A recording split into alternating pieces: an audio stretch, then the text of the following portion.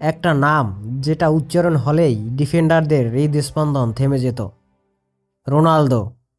CR7 নয়, Messi নয়, এর আগেই একজন ছিলেন দ্য ফেনোমেনন। রিও ডি জেনেইরোর এক দরিদ্র মহল্লা, খালি পা, ছেঁড়া বল আর অসীম স্বপ্ন। ছেলেটার নাম রোনালদো লুইস নাজারিও দা লিমা। সে দ্রুত দৌড়ত না, সে যেন মাঠ চিরে ছুটত।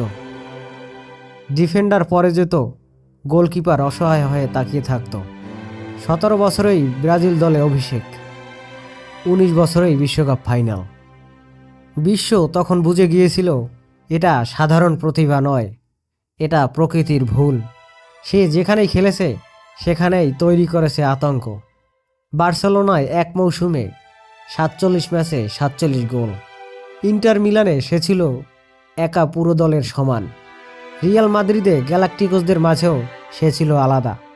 গতি, শক্তি, স্কিল, ফিনিশিং, এই কম্বিনেশন আর কখনো দেখা যায়নি।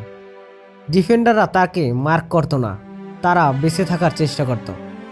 তারপর এলো এক অন্ধকার, একটা চোট, তারপর আরেকটা, তারপর নীরবতা।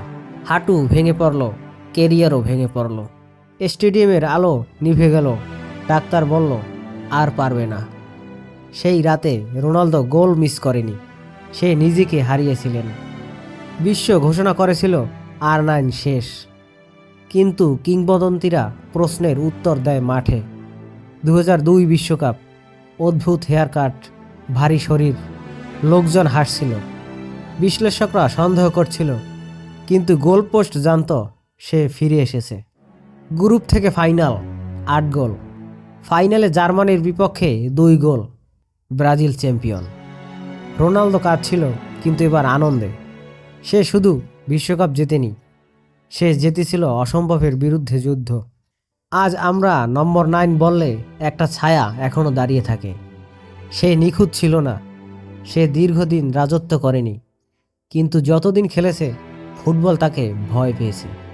রোনালদো নাজারিও একজন খেলোয়াড় নয়, সে ছিল ফুটবলের একটা দুর্ঘটনা, একটি ফেনোমেনন।